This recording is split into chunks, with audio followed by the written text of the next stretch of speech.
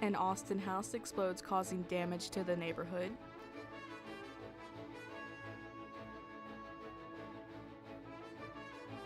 Tech companies are getting an exception on the tariffs. We have what this could mean for you. And a bomb threat at the country's largest music festival. Broadcasting live from the University of North Texas, this is ntTV News at Noon.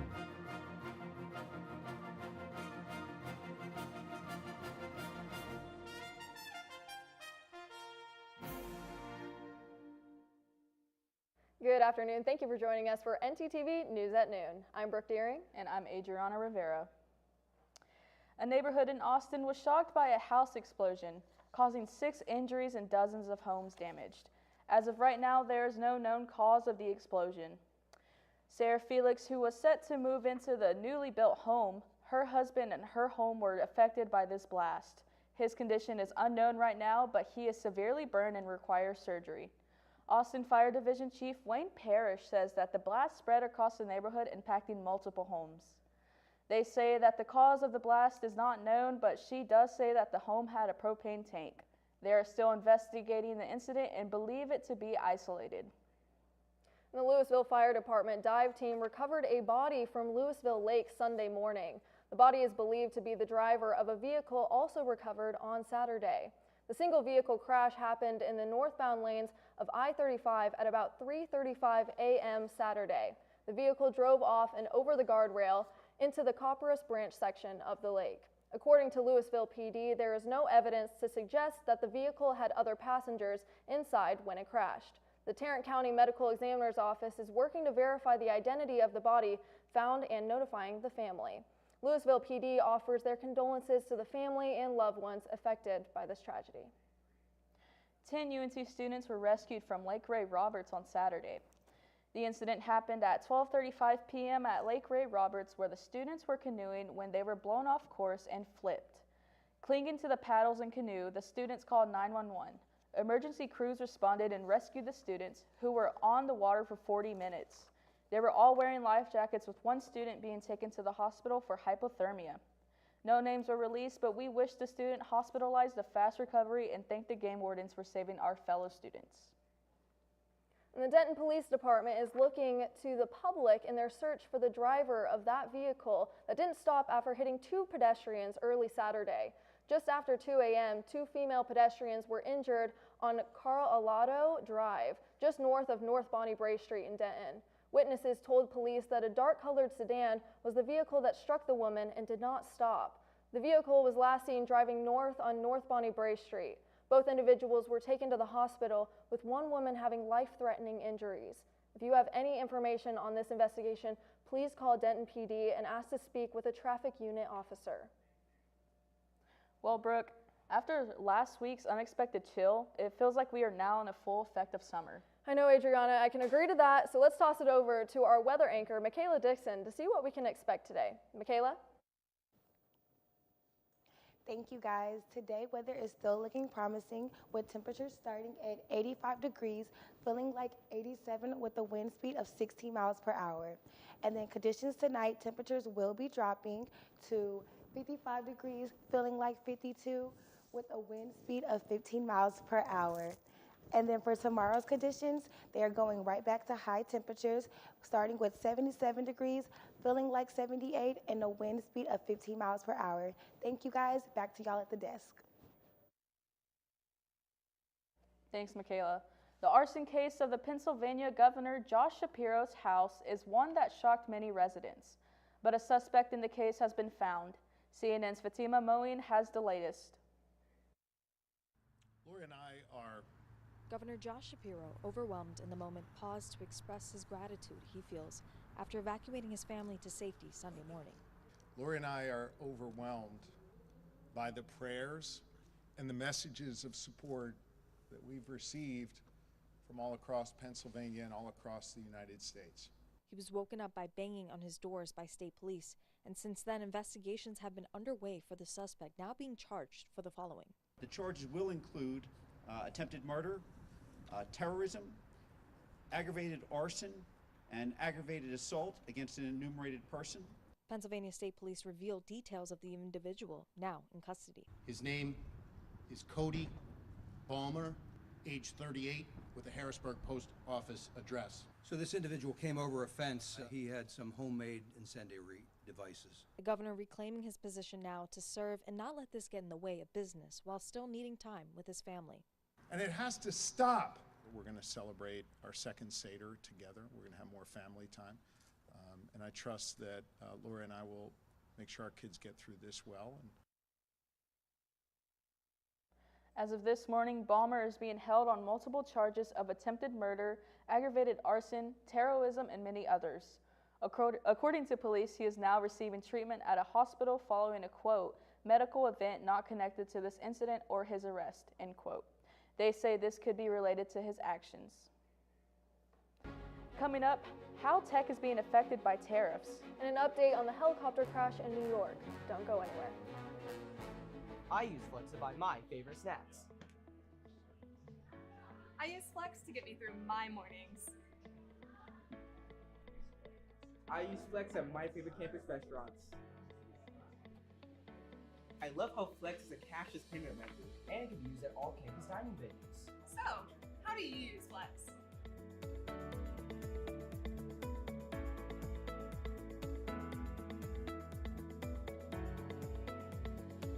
Has this ever happened to you? My bike is gone. Stolen bikes are an epidemic sweeping college campuses across America. What am I supposed to do? It's quite simple. The We Mean Green Fund has partnered with the UNT Police Department to offer free bike locks to any UNT student with a bike. Just show up with your bike in tow and ask. Now I'll never lose my bike ever again. Enough worrying. Get your bike lock today.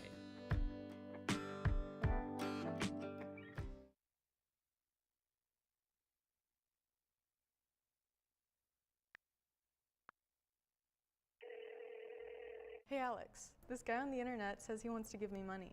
That sounds suspicious. What do you mean? Typically, strangers who promise you money on the internet have their own best interest in mind. They often use bounce checks, which will disappear shortly after depositing, but not before they've asked for some money in return. So he doesn't really want to spoil me? No. Well, then what should I do? The best way to handle it is to block and report the suspicious message, or even consult local law enforcement if you've already fallen victim. So I guess we aren't going to Key West for spring break. No.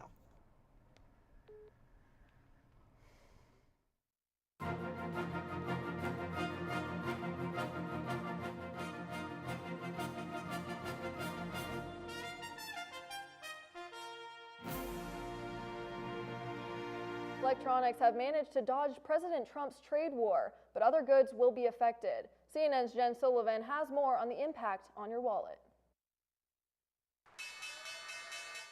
U.S. markets closing Friday following a tumultuous week of ups and downs after President Donald Trump's aggressive tariff announcements. Then hours after they took effect, Trump rolling some of them back. But enormous tariffs remain in effect on China. They lowered the tariffs on everybody, but we've been making a lot of money, and it's always been the other way around. Chinese imports will now face a minimum 145% tariff rate. Beijing raised its tariffs on U.S. imports to 125%. Caught in the middle are U.S. consumers and business owners who are now faced with much higher prices. We're quoting a client one day for a product, and then the very next day we have to give them another quote. And that roller coaster is not something that we can survive on as small business owners. Trump made electronic imports exempt from the tariffs, which means the prices of smartphones, computers, and other electronics may not be affected. But the price of many other items like cars, food, and clothing coming from other countries could go up. Opponents slamming the decision. This is the worst self-inflicted wound through economic policy since the Second World War. Trump is hoping the tariffs will bring more manufacturing jobs to the U.S. Some economists agree. I'm really concerned by the people who look at the situation and say, no, what we really should do is just what we've been doing since the year 2000, which is embrace this kind of hyper-globalization that has not worked well for America at all. While Trump has paused many of his proposed tariffs, the White House says they'll revisit them in the coming months. I'm Jen Sullivan reporting. The new Social Security anti-fraud measures have been implemented today. Social Security is undergoing a massive overhaul led by the Department of Government Efficiency. The agency will now conduct an anti-fraud check on all phone applications, and anyone flagged for possible fraud must verify their identity in person. The agency is also implementing a new policy barring beneficiaries from changing their direct deposit information by phone. Last month, the agency unveiled the new efforts that it said were aimed at strengthening identity verification within the program. And the tour company responsible for the deadly helicopter crash last Thursday in New York City closed its operations yesterday. The Federal Aviation Administration made the announcement on Sunday. 6 people perished in the crash landing in the Hudson River, including a family visiting from Spain. The FAA will review New York helicopter tours license and safety records and will continue to support the National Transportation Safety Administration's investigation of what happened. Earlier on Sunday, New York Senator Chuck Schumer urged federal authorities to revoke the company's operating certificate. New York helicopter tours were previously involved in 2 safety incidents investigated by federal authorities. The country's largest music festival, Coachella, is currently underway in the West Coast as we speak. Although this should be a time of fun and experience, a man claimed he was going to bomb the festival. Later that evening on Saturday, they arrested the individual, which made the festival goers and neighborhoods around uncertain about the event. CNN's Maria Garcia has the story. There is a lot of children here, and obviously there's a park right next to where we live, and it was just concerning because we never see this around this type of neighborhood. Lizbeth Vitasio, resident of the area, was worried to see multiple police cars in her neighborhood. We were doing an Easter hunt this morning, and we just walked back in from the Easter hunt, and then we look out the window and we just see cop vehicles taped, and we weren't sure what was going on, but that was a little scary for the kids to be around. Vitasio says she was planning on having her baby shower, but had to change her schedule around. We were planning a baby shower, so it was a little concerning to figure out what we were going to do, but we figured it out. Just before 1 this afternoon, deputies responded to the Agua Caliente Casino in Cathedral City after security there reported that a man driving a Tesla claimed he would be responsible for a mass attack at Coachella Fest. An allied agency contacted us to let us know that there was a vehicle that they were looking for in relationship to a case that they were working regarding possible threats. Using DMV records, deputies quickly identified the suspect and his vehicle and tracked him down at South Calle El Segundo and Saturnino Road in Palm Springs. Our officers ultimately found this car using flock technology and the personal observations. We're able to bring it over to here, get it stopped. The suspect was taken into custody, says Andy Mills, police chief for the Palm Springs Police Department. Got a man in custody, detained, while the other agency is continuing to work their part of the investigation. As a result, we brought one of our canine bomb dogs over here to sniff the car, and the dog alerted on the car. The Riverside County Sheriff's bomb squad found no explosives, weapons, or bomb-making materials inside the vehicle. Anyone with information is encouraged to contact the Cathedral City Police Department. Reporting in Palm Springs, Maria Garcia, News Channel 3. The man is in custody with his bail set at $1 million. As of April 13th, no charges were filed against him. Adriana, I'm so glad that the wind is finally dying down today because I feel like every time I step outside, my hair is constantly in my face. Oh yeah, I can totally second that, but I'm also glad it's going to be a lot cooler than yesterday. I brought a change of clothes just in case. That's smart. That's smart. Let's toss it back to our weather anchor, Michaela, to see what we have in store for this week. Michaela?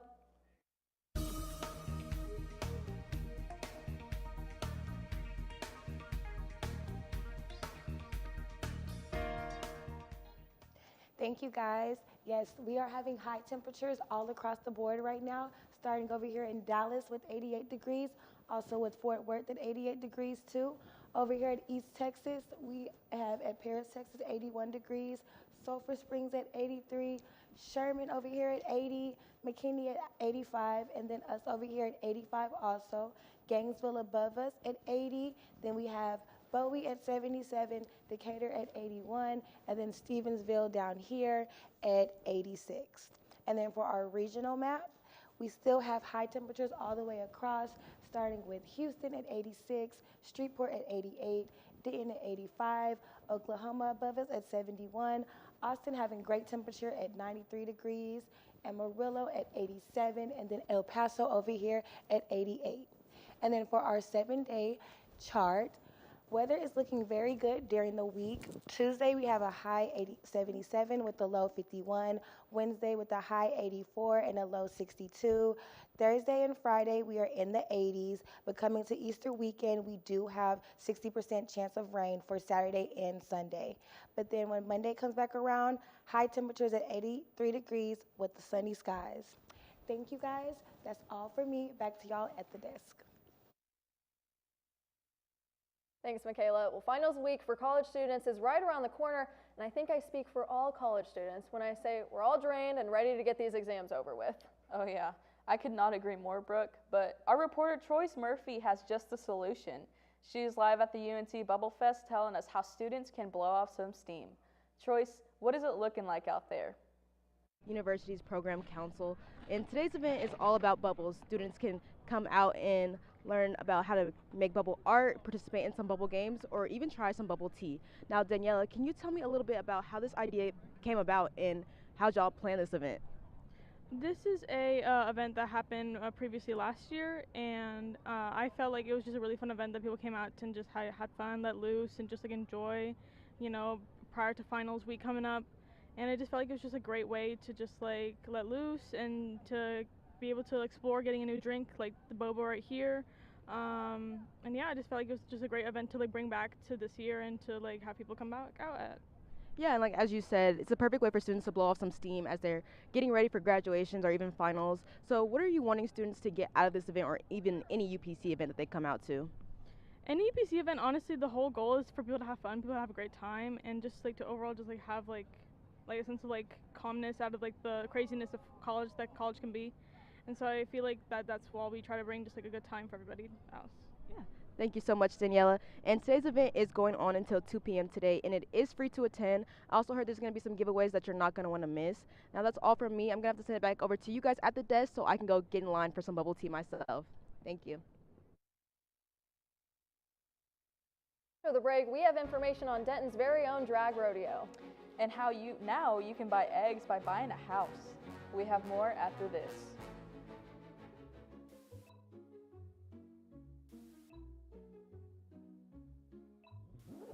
Hey you! Yeah, you. Tax day is right around the corner, and the IRS has free resources to help you. Just visit their website or contact our volunteer income tax program at 800-906-9887. You don't want the IRS knocking at your door. Whew, I guess it's too late for you. Pay now or pay later with interest. File your taxes.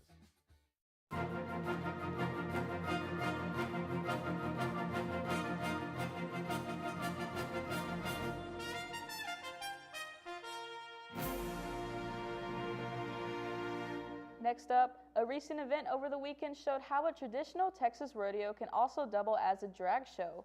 Right here in Denton, what can you tell us about this not-so-average rodeo, Noah? Thanks, Adriana. This past weekend, the Texas Gay Rodeo Association demonstrated how lively a tradition can be when everyone is welcome and no one is afraid to be out and proud. The rodeo was hosted at the Denton Fairgrounds and consisted of announcers, drag queens, drag kings, bull riding, rodeo clowns, shoot dogging, and audiences were able to enjoy every minute of it. Anyone who wasn't interested in the rodeo could still enjoy the great food and the open bar on site. The event even hosted a surprise wedding for two of the cowboys, Eric and Jason. A surprise for many of the audience, but Jason and Eric were more than happy to finally tie the knot. The TGRA puts on yearly rodeo events to raise money for charity, and ever since its founding as a nonprofit organization, they've been able to raise over $2.7 million for charities all across Texas.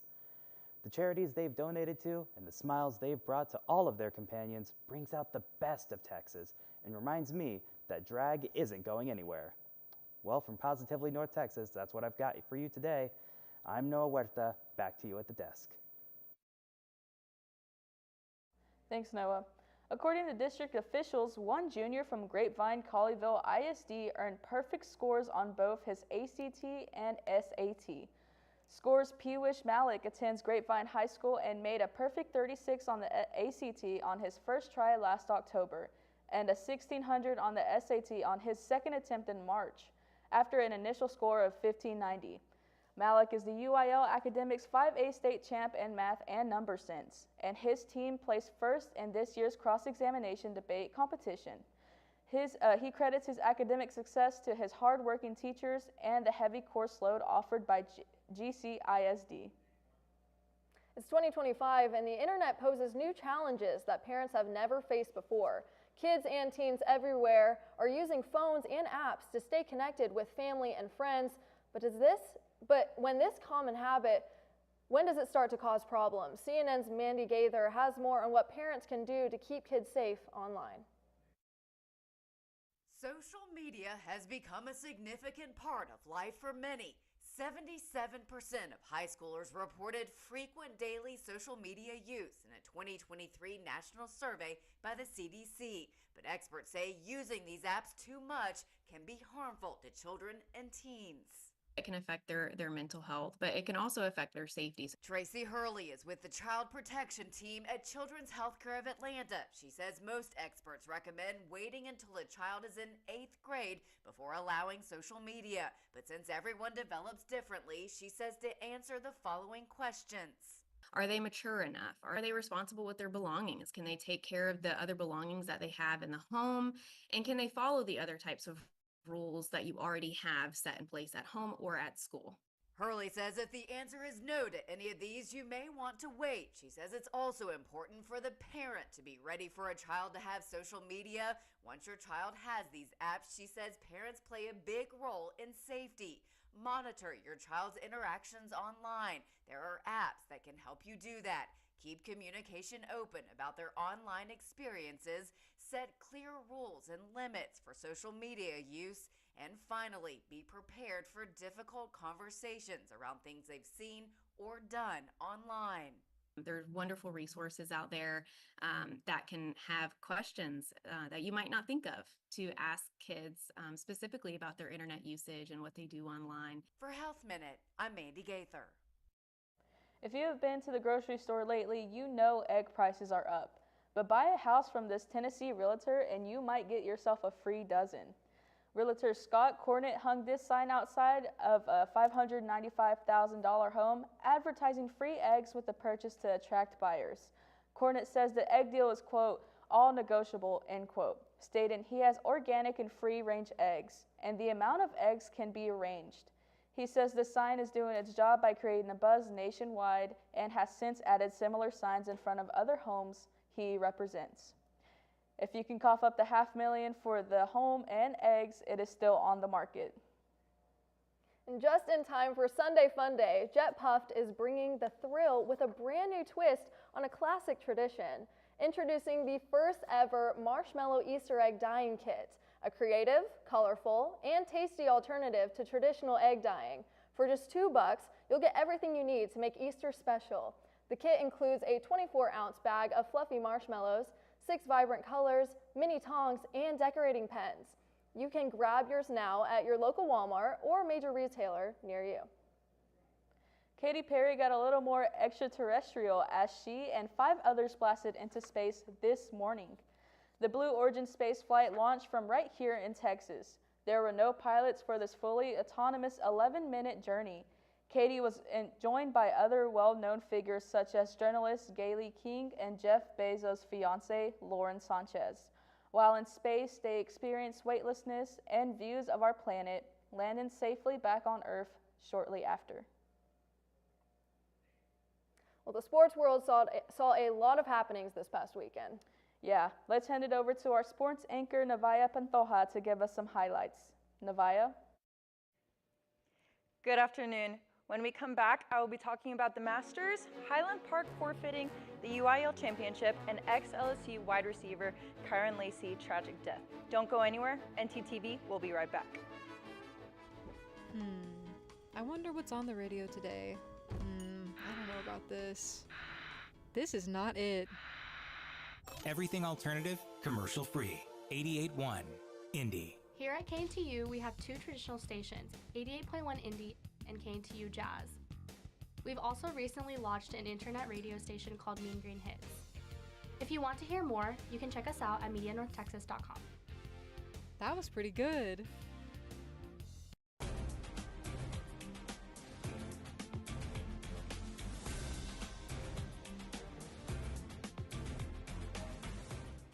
The 2025 Masters took place yesterday in Augusta, Georgia. Rory McIlroy won his first green jacket after not once but twice fending off multiple players in the final fairway. It was an emotional 19 holes when he dropped to his knees and let his emotions overtake him. McIlroy had said in an interview, "It's the best day of my golfing life. I've literally made my dreams come true." McIlroy talked at length about the nerves he felt throughout Sunday. He spoke about pressure, both self-imposed and what he has felt when greats such as Jack Nicklaus and Tiger Woods predicting that McIlroy would win the Masters, speaking about it as it was a matter of a fact. Former LSU football player Kyron Lacey was found dead in his car this past weekend in Houston, Texas. It was said that Lacey was in a police chase just days before he was set to appear in front of a grand jury that would decide if he would face charges in a fatal crash that law enforcement said he caused. This past weekend, a constable spotted Lacey driving and attempted to make a traffic stop. Deputies said Lacey refused to stop and was chased for several miles before crashing. A report from the Harris County Sheriff's Office says that when deputies walked up to Lacey's vehicle to take him into custody, they discovered that Lacey had shot himself during the pursuit before crashing. The Highland Park boys soccer team won a state championship Friday and then had to forfeit just hours later. Highland Park self-reported to the UIL because they had an ineligible player during the 5A Division II title game. According to UIL press release, Highland Park staff discovered an ineligible player following the game on Friday.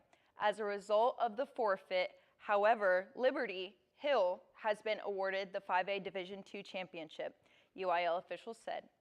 The school had made a post on X saying, quote, HPISD students, following the conclusion of today's UIL 5A state championship game, our athletic department was made aware that an ineligible student participated in the match. Highland Park High School has confirmed the student's ineligibility, and the district will be self-reporting the incident to the UIL immediately. This results in a forfeit in the state championship game. We would like to recognize the Highland Park boys soccer team for their hard work, dedication, and the way they represented our school throughout the season. That's all from me. Back to you at the desk. Thanks, Navaya. This past weekend, movie theaters saw a continuing flow of film fans, but which one did the best? CNN reporter David Daniel can answer that. Violet, everything okay? Drop debuted in 5th place. The thriller called up $7.5 million. The real-time combat thriller Warfare made $8.3 million, opening in 4th place. The Amateur, starring Oscar winner Rami Malek, debuted 3rd with $15 million. Oh, so you want to hear the story now? The King of Kings was the top new movie in theaters, opening 2nd with $19.1 million.